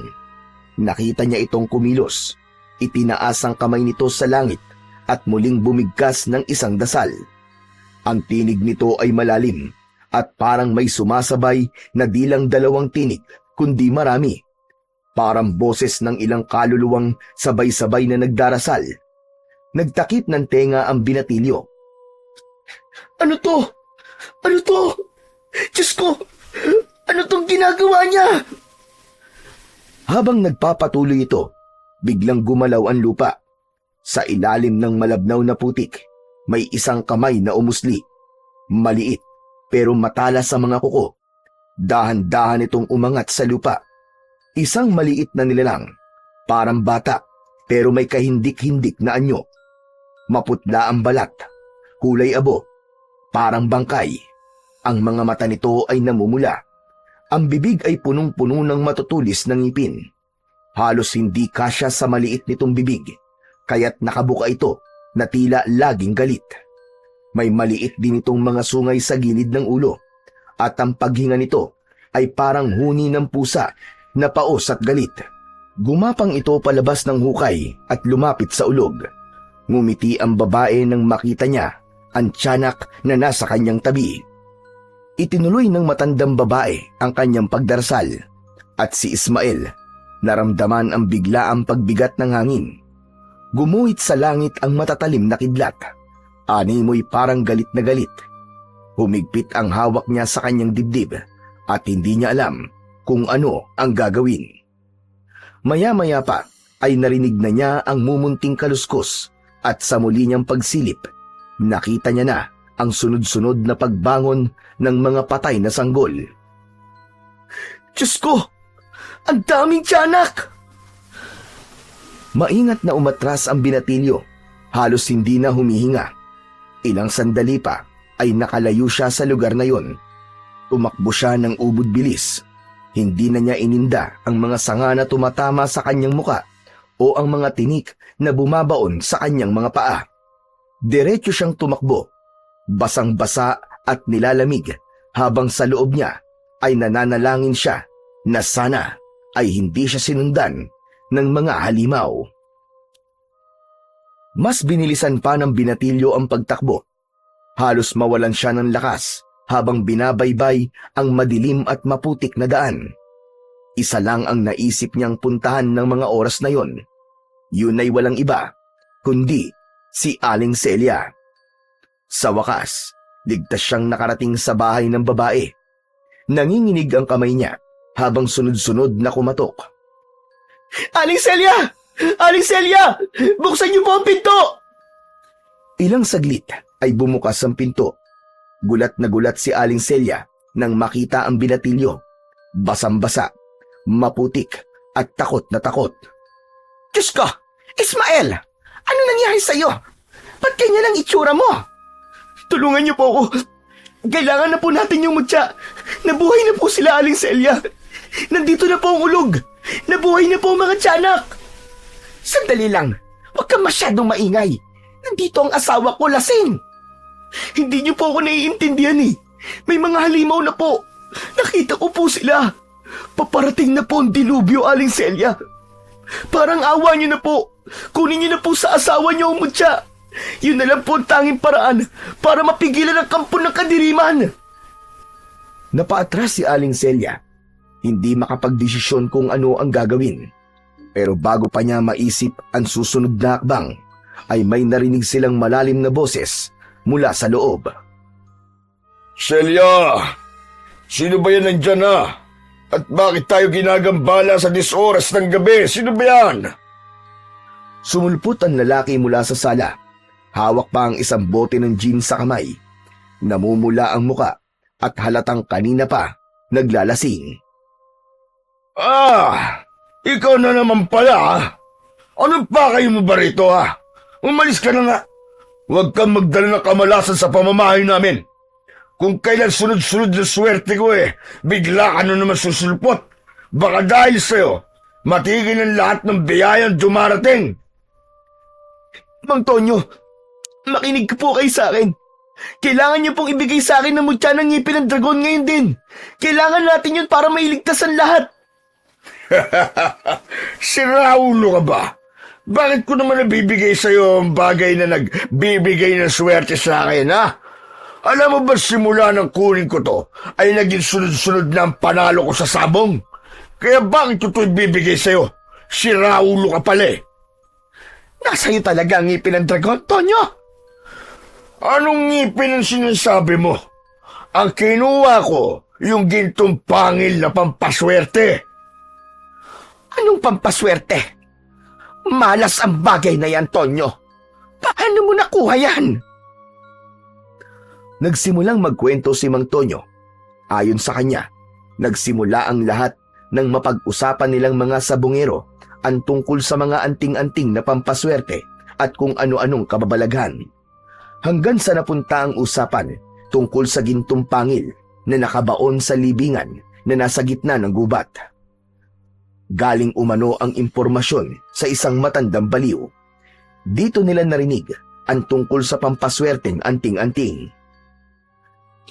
Habang ang iba niyang kasama ay natatawa at nagsasabing kwento lang yon ng mga lasing, si Mang Tonyo ang sumeryoso dito. Tinandaan niya ang bawat detalye ng kwento, kasama na dito ang lokasyon. Kaya naman, kahit takot sa patay o sa mga multo, pinuntahan niya ang lugar na yon. Ani ay walang tao ang aasenso sa takot. Dala ang sako, itak at asarol. Tinungo niya ang libingan. Matagal din siyang naghanap, pero hindi siya tumigil. At sa wakas, nang makita niya ito, agad niyang hinukay at nakita nga niya ang kwintas na nagbibigay ng swerte. Natakot siya sa nakahigang bangkay na naroon, pero binaliwala lang niya. Mabilis niyang hinablot ito at saka tumakbo pauwi. Simula noon, nagmistulang gumanda ang kapalaran ni Mang Tonyo. Palagi na siyang nananalo sa sabong. Bakit niyo po ginawa yun, Mang Tonyo? Alam niyo po bang dahil po doon, nabuhay po ang ulog? Anong ulog-ulog ang pinagsasabi mo? Umalis ka nga dito at baka maupakan pa kita. Tonyo, pakinggan mo muna si Ismael. Paano kung totoong sinasabi niya? Ano? Ikaw din? Naniniwala ka sa pulubing baliw na yan? Wala kang magulang yun eh. Tapos ngayon, wala na ring utak. Totoo po ang sinasabi ko, Manong Tonyo. Nung kunin niyo po ang mutya na yan, na wala ang kapangyarihang pumipigil sa alimaw na magising. Ngayon bumangon na siya. Naroon siya sa bakanting lote, doon sa tabing ilog. Nakita ko po mismo, yung babaeng kalahating ahas. Binuhay niya po ang mga sanggol na nakalibing doon, yung mga sanggol na naging mga tiyanak. Ibigay niyo na po sa akin ang mutya, parang awa niyo na po. Nanganganib tayong lahat. Nanganganib po ang buong baryo. Ano ngayon kung totoo? Anong kinalaman ko dyan, ha? Kung may kakayahan ng mutya na to na proteksyonan ang sarili ko, aba edi mas lalong hindi ko to ibibigay sa'yo. Ano ko, Hilo? Ano naman magagawa mo? Isa ka lang binatilyo na walang silbi. Pulubi ka lang. Aba, sandali lang naman, Tonyo. Huwag ka naman ganyan magsalita sa kanya. Ano ka ba naman, Celia? Huwag mo lang ipagtanggol ang siraulong yan. Kanina ka pa. Kung gulpihin kaya kita, gusto mo? Huwag po. Huwag po, Mang Tonyo. Huwag niyo po sasaktan si Aling Celia. Ako na lang po nakikiusap. Ibigay niyo na po sa akin ang kwintas. Ba't makulit ka talaga, no? Wala akong ibibigay sa'yo. Lumayas ka na nga dito. Kung hindi niyo po ibibigay yan, ako na lang po ang kukuha. Dali-daling sinugod ng binatilyo ang lalaki para agawin ang kwintas. Nagkagulo sila bigla. Nahulog ang bote ng alak. Si Tonyo, agad na sinuntok si Ismael. Tumilapon ito sa saig. Duguan ang labi. Tonyo! Tonyo, tama na! Tigilan mo siya! Hindi ka ba nahihiya sa sarili mo? Pati bata ay pinapatulan mo! Tumigil ka, Celia. Kung gusto mo, sumama ka na sa kanya. Sige, lumayas kayong dalawa. Hindi ko kayo kailangan. Habang galit na galit si Mang Tonyo, hindi niya namalayan na hinablot na ni Aling Celia ang kwintas mula sa kanyang leeg. Nang ibaling ni Mang Tonyo ang atensyon niya kay Celia, huli na. Nakita niya itong hawak-hawak na nito ang mutya. Anong ginagawa mo, Celia? Ibalik mo sa akin yan! Ibalik mo, sabi! Hindi ko na kayang suportahan niyang katarantaduhan mo, Tonyo. Sawang-sawa na ako. Ayoko na maging parte ng kasakiman mo. Celia, ibalik mo sa akin yan!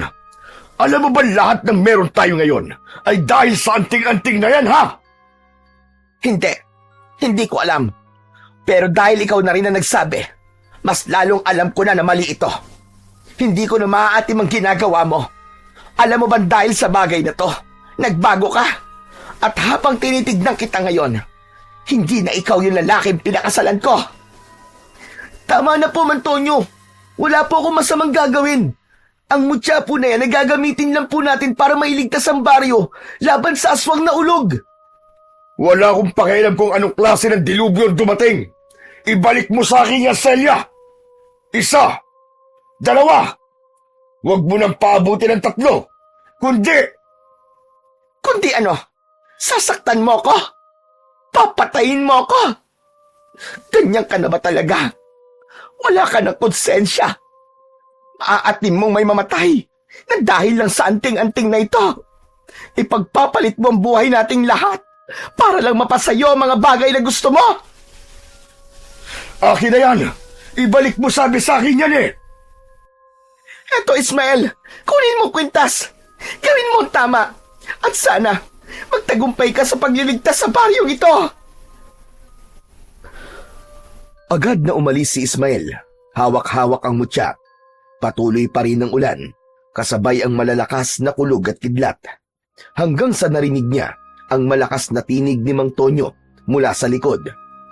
Isinusumpa kita, Ismael! Huwag kang magpapakita sa akin, kundi papatayin kita! Papatayin kita! Hindi na siya lumingon. May mas mahalaga siyang bagay na dapat tapusin.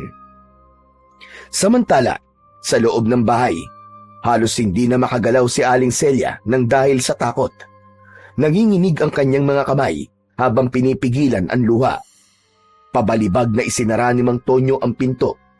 Tumitig siya kay Aling Celia, matalim at nakakatakot. Bakit ginawa mo sa akin to, Celia? Niloko mo ko. Ninakawan mo ko ng isang bagay na nagbibigay sa atin ng swerte. Lumapit siya. Mabigat ang bawat takbang at napapaatras naman si Aling Celia hanggang sa marating ang dingding. Ginawa ko yon kasi yun ang tama. Hindi ko na kayang panoorin kang tuluyang lamunin ng kasakiman. Dahil sa mutya na yon, mas naging suga pa ka sa sugal, sa alak, at pati sa babae. Anong babae? Linawin mo nga yung sinasabi mo. Huwag ka na magkaila. Alam ko lahat ng mga ginagawa mo, Tonyo. Pati yung kababuyan na ginagawa niyo sa bodega sa karinderya. Kaya wala akong pakialam kung sakali mang malasing ka ulit kasi wala na sa iyo ang mutya. Mas okay nga yun eh. Kapag wala ka ng pera, titigil ka na sa kakasugal mo. Titigil ka na rin sa mga pambababae mo. Baka sakaling matauhan ka. Parehong natigilan ng dalawa at napatingin sa pinto nang makarinig ng mumunting yabag sa labas. Parang may nagmamarcha. Kagad silang lumapit sa may bintana at sinilip kung ano ang nangyayari sa labas. Maya-maya ay nakarinig sila ng sabay-sabay na iyak ng mga sanggol sa labas. Kasunod nito ang malalakas na tahol ng mga aso. Wala pang 5 segundo, isang aso ang biglang napaalulong sa labis na sakit. Tapos ay biglang tumahimik. Kitang-kita ng dalawa kung paanong pinagkaguluhan ng maliliit na halimaw ang alagang aso ng kanilang kapitbahay. Diyos ko po! Madali ka! Isarado mo mga bintana at pinto! Totoo nga sinasabi ng pulubi na yun. Diyos ko! Ano itong nagawa ko? Totoo ba nang dahil sa akin ay nabuhay ang mga halimaw na yun? Oo, Tonyo.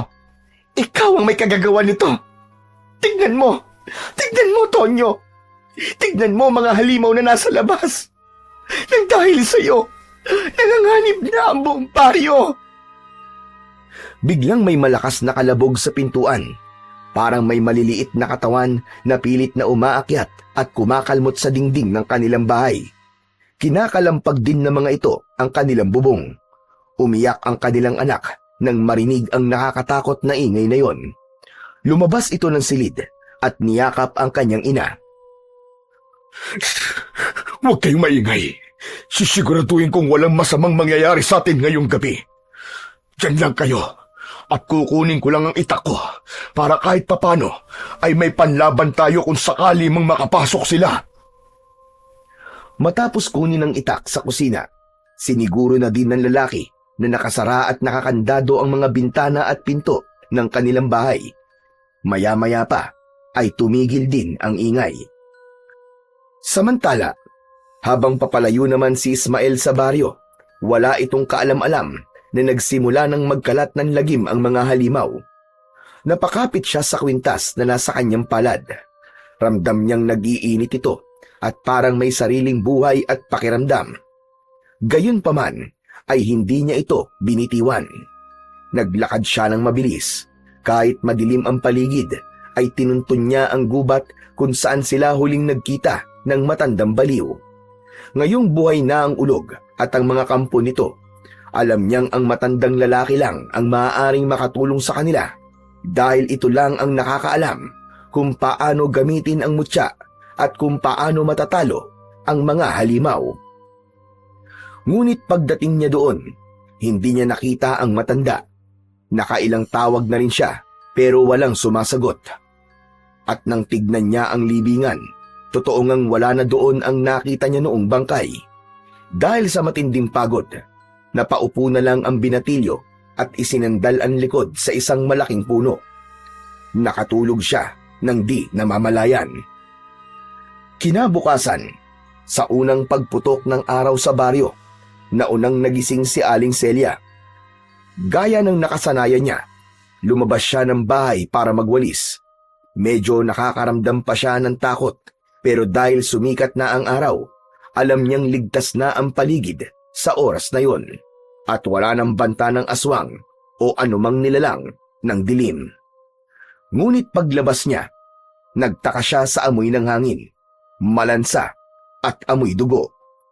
Agad niyang nakita ang patay na aso sa harap ng bahay nila. Nang puntahan niya sa likod ang mga alaga nilang manok at baboy, ganun na lamang ang panghihinayang niya nang makitang patay na din lahat ang mga ito.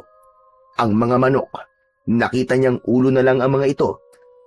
Tapos yung baboy, wakwak ang tiyan at nagkalat ang mga bituka sa lupa. Tonyo! Tonyo! Tonyo, lumabas ka rito, madali ka! Tingnan mo ito! Bakit? Ano yun? Ano bang? Naku po! Hayop na mga aswang na yun. Ito palang mga alaga kong pinagdiskitahan nila kagabi. Mga buwisit sila. Mga pweste. Ang mga panabong ko. Wala na.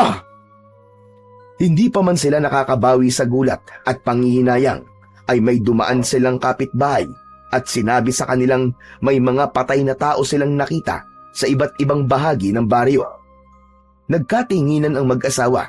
Pinagpawisan sila ng malamig at si Mang Tonyo halos hindi na makahinga. Sunod-sunod nagsilabasan ang mga tao, kanya-kanyang sigawan at iyakan. Ang ilan, hinamna ng luha ang kanilang mga mata. May ilang nagsabi na nakakita sila ng mga halimaw kagabi at ilan sa mga ito ang binulabog at tinakot na mga halimaw na yon. Ayon sa mga tao, aswang ang sumalakay sa kanila ng gabing yon. Nabalot ng takot ang buong paligid. Si Mang Tonyo hindi na nakapagsalita. Tumingin siya kay Aling Celia. Umalis ito at sumunod siya. Tinignan kung ano ang nangyayari sa paligid. Pagkalipas ng ilang sandali, umuwi na ang mag-asawa. Sabi ko naman sa iyo, Tonyo mali talaga na kinuha mo, mutya. Akala ko swerte lang ang makukuha natin sa bagay na yun eh. Hindi ko naman talaga inakalang ganito ang mangyayari. Anong gagawin natin ngayon, Tonyo? Hindi ko alam, Celia. Wala akong ideya sa kung anong pwede nating gawin. Pero mabuti pa, ay umalis na tayo dito. Magsimula na lang tayo ng panibagong buhay sa ibang lugar. Ano? Naririnig mo ba yung mga pinagsasabi mo, Tonyo? Ikaw ang dahilan nito. Tapos iiwan mo lang ng ganito. Wala ka ba talagang konsensya? Sabihin mo na kung anong gusto mong sabihin. Pero ang importante sa akin ang buhay natin. Lalo na ng anak natin. Teka, nasaan na pala yung bata? Baka nandun sa kwarto niya natutulog.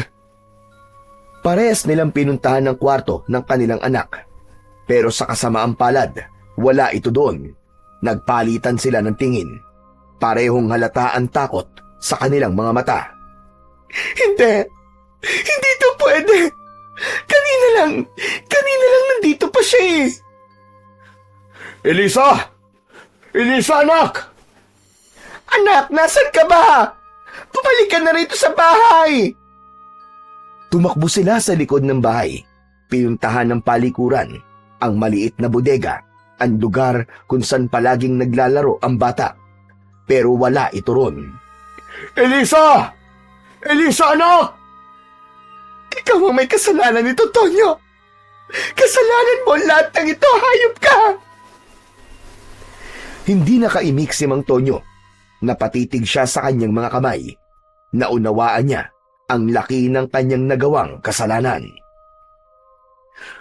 Hahanapin ko si Ismael. Hahanapin ko matandang lalaki. Baka sila makatulong sa atin. Gawin mo na ngayon. Subukan mong hanapin sila doon sa libingan kung saan mo nakuha ang mutya. Bilisan mo na, bago mahuli ang lahat. Samantala sa gubat, di pa nagigising si Ismael. Mahimbing pa ring natutulog ito sa ilalim ng malaking puno. Nananaginip. Sa kanyang diwa, nakikita niya ang isang malaking kuweba. At doon ay naririnig niya ang tinig ng matandang lalaki. Yun ay walang iba, kundi si Lolo Berting, ang baliw na matanda. Ismael! Makinig ka! Lolo Berting? Lolo Berting! Asan po kayo? Hindi nagpakita sa kanya ang matanda, pero patuloy niyang naririnig ang tinig nito mula sa kawalan. Lolo Berting! Tulungan niyo po ako! Nakita ko po, nagising na po ang ulog. Baka patayin niya po ang mga tao sa baryo. Ano pong kailangan kong gawin, Lolo Berting? Ikaw ang susi, Ismael. Ikaw ang huling pag-asa para mapuksa ang halimaw. Pero hindi mo ito magagawa ng mag-isa. Makinig ka sa aking mabuti. Kailangan mo ng kasama. Isang ina, isang ilaw ng tahanan na may tapang, may puso at may disiplina. Isang ina na kayang ituwid ang naliligaw. Pero sino po? Sino po ang tinutukoy niyo? Teka, si Aling Celia? Oo nga, baka siya po. Matapang siya at mahal na mahal po niya ang pamilya niya. Baka matulungan niya po ako. Yan na nga ang simula, Ismael. Ang pagkilala sa kabutihan ng iba. Hala, sige, kumilos ka na. Gamitin mo ang mutya. Maniwala ka sa sarili mong kakayahan. Tandaan mo, hindi lang sandata ang makakapatay sa mga halimaw. Kapag pinagsama ang liwanag ng mutya at ang pusong dalisay ng isang tunay na mandirigma, kahit ang pinakamagiting at pinakamalakas na nilalang ng dilim, walang magagawa. Lalamunin sila ng dalisay na liwanag. Lalamunin sila ng dambuhalang apoy. Biglang nagising si Ismael. Malalim ang kanyang hininga. Pawis na pawis. Tumayo siya at tinitigan ang hawak na mutya. Humanda kayo. Lalabanan ko kayo sa abot ng aking makakaya. Isinuot niya ang mutya sa kanyang leeg. Saglit siyang tumingin sa paligid. Umaasang makikita si Lolo Berting. Lolo Berting! Lolo Berting, nasan ba kayo? Walang sumagot, pero may napansin siyang kakaiba sa may damuhan sa hindi kalayuan. Unti-unti siyang lumapit. Huminto ang kanyang mga paa nang tuluyang makita niya ang nakabulagtang katawan ng matanda. Maputla na ito, wakwak ang tiyan at puno ng kagat at kalmot ang kanyang katawan. Nakadilat pa ang mga mata nito. Parang punong-puno ng takot sa huli nitong mga sandali. Lolo Berting! Lolo Berting! Tumulo ang luha sa kanyang mga mata dahil sa sakit at panghihinayang sa pagkawala ng matandang minsan ay gumabay sa kanya. Biglang may mga yabag sa kanyang likuran. Ismael! Ismael! May kailangan ka malaman. Mantonyo!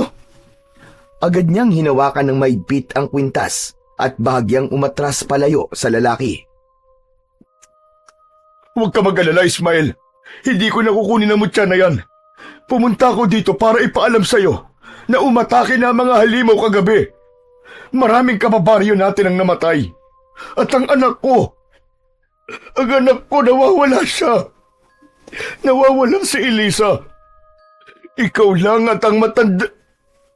Bigla itong natigilan nang makitang patay na ang matandang lalaki. Hindi. Ano nangyari? Sino ang tutulong sa atin ngayon para mapuksa ang mga halimaw na yun? Tayo po, Mantonyo. Tayo po magtutulungan para mawala na mga salot na yon. Kailangan na po nating magbadali. Kailangan nating bumuo ng isang magandang plano kasama ang iba nating mga kababaryo. Kung handa tayo sa laban, matitiyak kung may pag-asa tayo manalo. Asahan mo ang tulong ko, Ismael. At ako na ang bahalang magkumbinsi sa mga kababaryo natin. Basta ipangako mo sa akin na hahanapin natin si Elisa pagkatapos ng laban na to. Ipinapangako ko po, Mantonyo. Hahanapin po natin si Elisa. Lumakad na ang dalawa at umuwi na sa baryo. Kaagad na nakipag-ugnayan si Mang Tonyo sa mga namumuno sa barangay. Nagpatawag naman ang kapitan ng agarang pagpupulong kasama ang lahat ng mga tanod at ibang kalalakihan ng baryo. Kinagabihan, ramdam na ramdam ng lahat ang tensyon. Mula sa di kalayuan, naririnig na nila ang iyak ng mga sanggol. Biglang lumakas ang hangin. Pumatak ang ulan. Biglang umalingasaw ang masangsang na amoy. Parang may halong dugo. Narinig nila ang malakas na singasing ng ulog. Naghintay ang binatilyo sa labas. Ilang sandali pa, narinig na nila ang pagmamarcha ng maliliit na paa. Paparating na ang mga tiyanak. Naghanda si Ismael. Tangan niya sa kanyang kamay ang isang espada na ibinigay sa kanya ng kanilang kapitan. Bagamat hindi masabi kung saan o ano ang pinagmulan ng sandata, naging komportable si Ismael sa pagkakahawak dito. Ilang sandali pa ay nasa harapan na niya ang ulog at ang mga tiyanak. Ang mga mata nila ay naglalagablab na parang apoy. Suot mo ang mutya! Akala mo ba mapipigilan mo ako? Hindi lang kita pipigilan! Wawasakin pa kita! Sige! Subukan mo! Isa ka lamang paslit sa palingin ko! Mahina kang nilalang! Biglang gumapang palapit ang ulog at sumugod kay Ismael. Agad itong umiwas, gumulong sa lupa. Habang iniwasan niya ang pagsalakay ng aswang, parang may naririnig siyang mga bumubulong. May nagsasabi sa kanya kung ano ang kanyang gagawin. Tumayo ang binatilyo at buong tikas na hinarap muli ang aswang na ulog. Kung ano ka man, hindi ka mananalo kasi masama ka.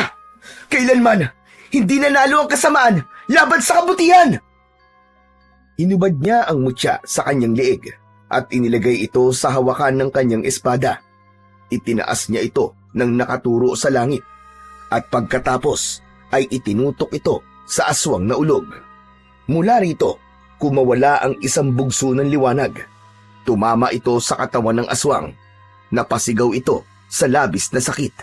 Nagsimulang mabulok ang balat nito, pero mabilis din itong umatras. Inutusan itong sumugod ang kanyang mga kampon na tiyanak. Tumakbo ang mga ito papalapit kay Ismael. Handang pagpiestahan ang payat na katawan ng binatilyo. Nasaktan siya sa unang bugso ng paglusob. Isang tiyanak ang kaagad na kumagat sa kanyang braso. Isa pa'y humablot sa kanyang damit at kinalmot ang kanyang dibdib. Nanginig siya sa sakit, pero nanatili siyang matatag. Hindi niya magawang saktan ng mga maliliit na nilalang dahil yon ang ibinubulong sa kanya ng tinig. Mula sa loob ng kabahayan ay lumabas ang mga tao, kabilang na si Aling Celia. May bitbit itong pamalo sa kanyang mga kamay. Hoy! Mga pasaway na bata kayo! Tigilan nyo na yan! Huwag kayong manakit! Umayos kayo! Isa! Dalawa! Tila isang himala naman ang sumunod na nangyari. Binitiwan ng mga tiyanak si Ismael at isa-isang nagsipag-atrasan. Parang mga batang nahuling gumagawa ng kalokohan. Parang mga batang natakot ang mga tiyanak. Yumuko sila at nagsimulang umiyak. Hindi lang dahil sa sigaw ni Aling Celia, kundi dahil may naramdaman silang hindi nila maipaliwanag. Isang takot na may halong lungkot. Mga walang silbi! Mabilis na sumugod ang aswang na ulog, mas mabigat at mas mabilis kaysa kanina. Ngunit sa pagkakataong yun, hindi na nagpabaya pa si Ismael. Mabilis niyang itinaas ulit ang kanyang espada. Nakaturo sa langit at mula sa dulo nito, isang nakakasilaw na liwanag ang kumawala. Himalang tila biglang nagliwanag ang langit. Tumigil ang ulan, nagsimulang gumalaw ang mga ulap, at sa gitna ng liwanag, nagpakita ang isang gintong dragon. Bumaba ang dragon mula sa langit at unti-unting nag-anyong gintong liwanag. Ang liwanag ay bumalot sa buong katawan ni Ismael. Napapikit siya sa sobrang lakas ng enerhiya. Nang dumilat siya, nakalutang na siya sa ere.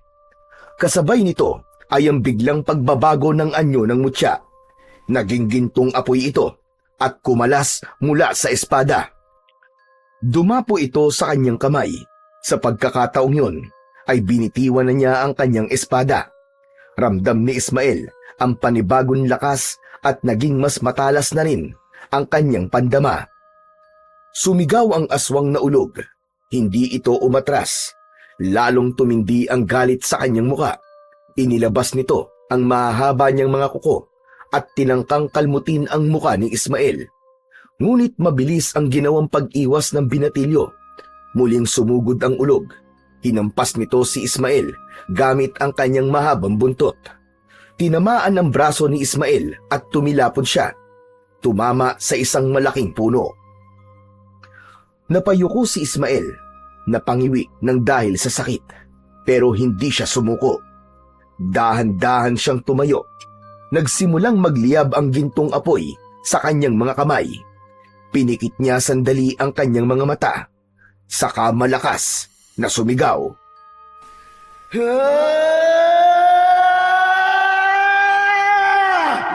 Katapusan mo na! Itinapat ni Ismael ang liwanag sa kanyang dibdib. Agad itong pumasok at tila naging bahagi na ng kanyang katawan. Ang kanyang mga mata ay nagliwanag, naging tila 2 bola ng naglalagablab na apoy. Muli siyang lumutang sa ere, balot ng gintong liwanag ang kanyang buong katawan. Sa isang iglap, sinugod niya ang aswang na ulog.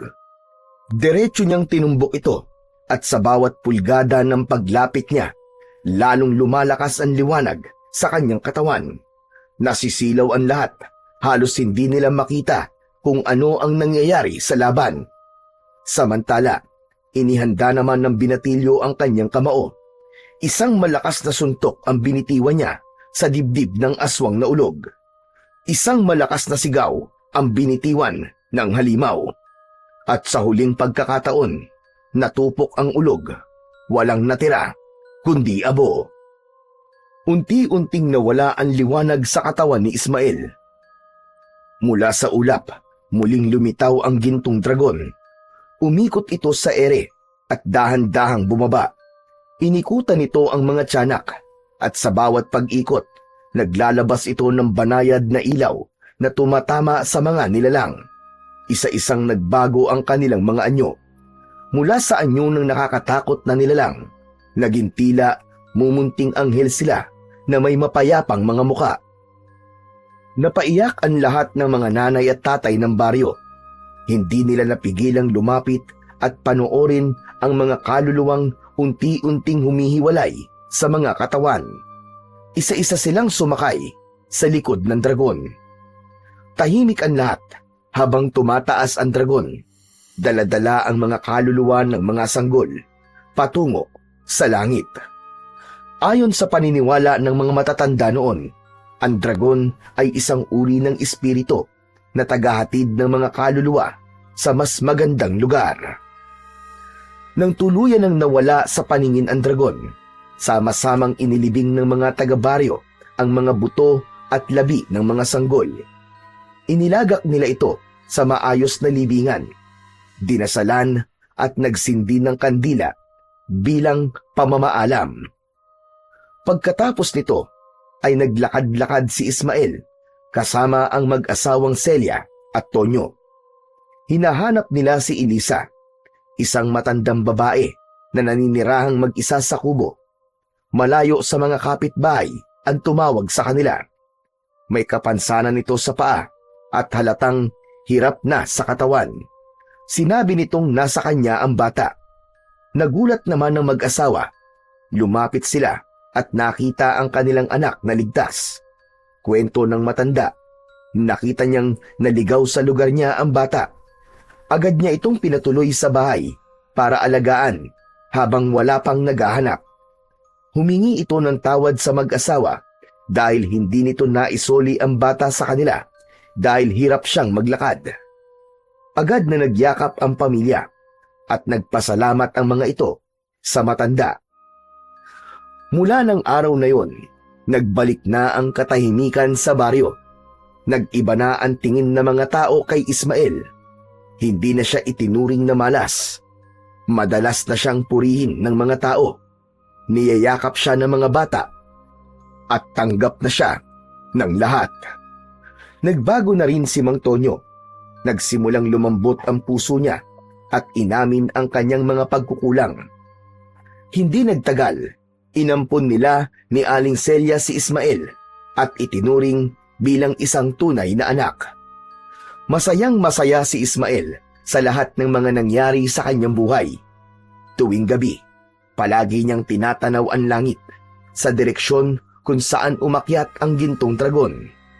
Palagi siyang nagpapasalamat dito at palagi niyang ipinagdarasal na sana nasa magandang lugar na din ang mga kaluluwa ng mga bata at ni Lolo Berting. Sa lahat ng mga kababalaghang nangyari sa kanilang lugar, may natutunan doon ang mga tao. Natutunan nilang ang pagmamahal ay may kapangyarihang baguhin ang puso ng kahit na sinong nilalang, tao man o halimaw. Simula noon, naging mas bukas ang mga taga-baryo sa isa't isa. Mas naging matatag ang samahan nila. Hindi na nila hinuhusgahan ang mga tao base sa pinanggalingan, itsura o katayuan sa buhay. Natutunan nilang makinig, magmahal at magpatawad. Si Ismael naman ay lumaking mas matapang, mas mapagkumbaba at punong-puno ng pag-asa. Ginugol niya ang buhay sa pagtulong sa iba. Nagamit niya ang kanyang mutya sa pagpapagaling ng karamdaman ng iba. Tumatak sa mga tao ang alaala ng babaeng ahas, ang gintong dragon, at ang mga tiyanak na naging anghel, at syempre, ang binatilyong minsang tinatawag na malas, na sa huli ay naging bayani ng lahat.